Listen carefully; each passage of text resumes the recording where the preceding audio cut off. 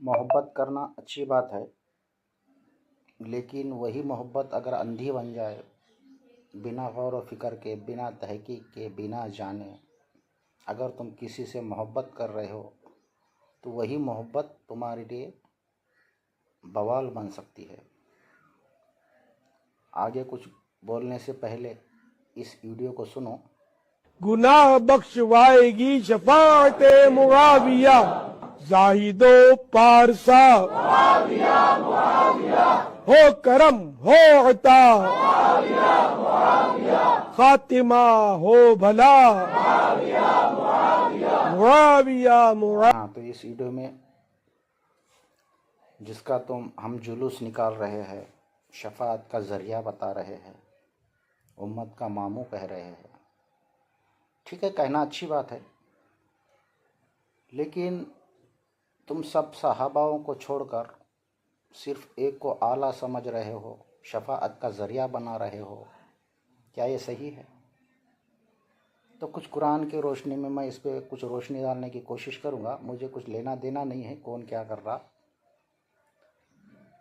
अल्लाह ताला कुरान के अंदर पहली 57 नंबर सूरा है, आयत नंबर 10 है।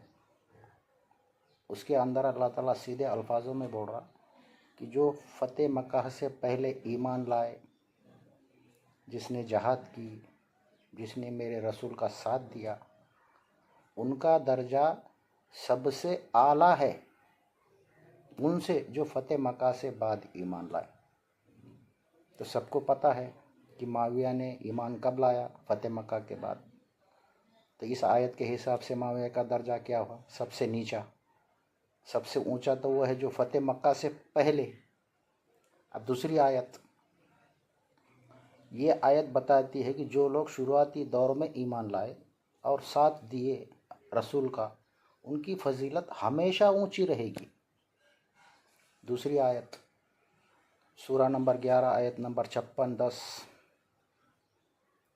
और जो सबसे पहले आगे बढ़े वही असल में आगे बढ़ने वाले हैं, यही अल्लाह के निकट है, करीब है और दोस्त है।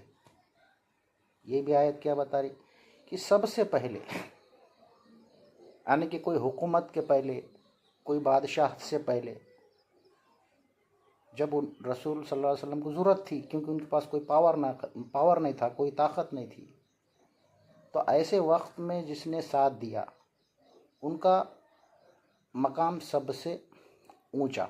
ये कुरान है, कुरान की दलील है, ये कोई हवाई बात नहीं है, ना गुमान की है ना अंदाजे की है। दूसरी आयत, सूरा नंबर 9 आयत नंबर 117, बेशक अल्लाह ने नबी पर और उन मुहाजिरीन व अंसार पर रहमत की जो कठिन समय में उनके साथ थे। ये भी आयत क्या बता रही? तुम खुद गौर करो, सोचो समझो, तुम खुद फैसला करो। दूसरी आयत, क्या तुमने ये समझ लिया कि जन्नत में ऐसे ही दाखिल हो जाओगे, जबकि अभी अल्लाह ने ये नहीं देखा कि तुम में से कौन जिहाद करता है, कौन सब्र करता है और कौन अच्छे अमल करता है। ये आयत बताती कि भाई किसी के सिर्फ साथ रहने से, सिर्फ सहाबी का लक़ब मिलने से जन्नत की कोई गारंटी नहीं है, आमालों के ऊपर है। जैसा कि हदीस है कि सही बुखारी की हदीस है 6583, कुछ लोग मेरे बाद मुर्तद होंगे, मैं कहूँगा ये तो मेरे सहाबी है। यानी कि जब फैसले के दिन हौज़े कौसर पे जब सब उम्मत जमा हो जाएंगी तो हुज़ूर सल्लल्लाहु अलैहि वसल्लम बोलेंगे ये तो मेरे सहाबी है। तो फरिश्ते कहेंगे आप नहीं जानते उन्होंने आपके बाद क्या क्या बिदत की, क्या क्या शिर्क किया, क्या क्या इस्लाम में जोड़ा। तो रसूल कहेंगे हट जाओ यहाँ से, हट जाओ यहाँ से। तो क्या बता रही आयत? हदीस का मतलब क्या हुआ कि सहाबी होना ये जन्नत की गारंटी नहीं है। तो इन बातों पे सब गौर करो। अब देखो माविया का दर्जा क्या है कुरान के हिसाब से।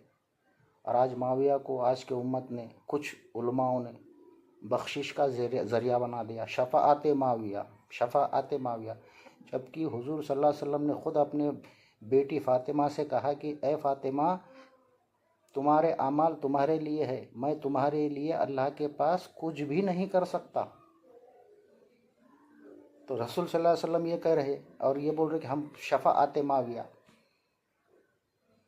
सोचो समझो, अंधी मोहब्बत में कुछ ऐसा काम मत करो जो इस्लाम के ख़िलाफ़ हो। उसके बाद बोलते कि ये कातिब वही है। ठीक है, कातिब वही है। मैं तुम्हारे से एक सवाल करता, माविया ने ईमान लाया फ़तेह मक्का के बाद, और फ़तेह मक्का से 2 साल बाद हुजूर सल्लल्लाहु अलैहि वसल्लम का विसाल हो गया। यानी कि माविया का साथ रहा रसूल सल्लल्लाहु अलैहि वसल्लम के साथ सिर्फ 2 साल, और कुरान को उतरने में 23 साल का अरसा लगा। यानी कि 21 साल का कुरान पहले उतर चुका था, बचा सिर्फ 2 साल। तो फिर माविया कातिब वही कैसा? तो 21 साल का कुरान किसने लिखा? उसके नाम तुम्हारे ज़ुबान पे क्यों नहीं आते? कुछ बाद में जब हुजूर सल्लल्लाहु अलैहि वसल्लम की काबा पे फतेह हो गई, जब हुकूमत हो गई, कारोबार बढ़ गया, जिम्मेदारियां बढ़ गई, तो कुछ ख़त लिखना, कुछ दूसरों को पैगाम लिखना, ये उसने कुछ काम किया था। लेकिन इस बात से ये साबित नहीं होता कि वो कातिब वही है, क्योंकि 2 साल का सहाबी 23 साल का कुरान कैसे लिख सकता? 21 साल का पहले कुरान किसने लिखा? उसके नाम कहाँ गए? क्यों नहीं लेते तुम उनके नाम? दूसरी बात, हुजूर ने हज़रत अली से कहा कि जिसने तुमसे दुश्मनी की उसने मुझसे की। हाथ उठा के ऐलान किया, मैं जिसका मौला अली उसका मौला। अली नातिक के कुरान है, बोलता हुआ कुरान है। तो आप खुद हिस्ट्री निकालो, अली के साथ माविया ने क्या क्या सलूक किए। हज़रत हसन से सुलह की, हज़रत हसन को 6 महीने के अंदर खिलाफत छोड़ने पे मजबूर करे, सुलह की, 5 शर्तें रखे। क्या माविया ने उन शर्तों को निभाया? नहीं निभाया। तो कोई भी बात की तहकीक करो, तहकीक करके उससे मोहब्बत करो, इश्क करो, कोई बात नहीं है। लेकिन अंधी मोहब्बत, अंधी तखलीद, ये इंसान को नुकसान पहुंचाने वाली है। अब आगे मैंने जो भी तुमको कुरान के हदीस, कुरान के दलील दिया, कुछ हदीस के दलील दिया, उससे तुम खुद से उसकी तहकीक करो कि भाई सच में कुरान के अंदर है या नहीं।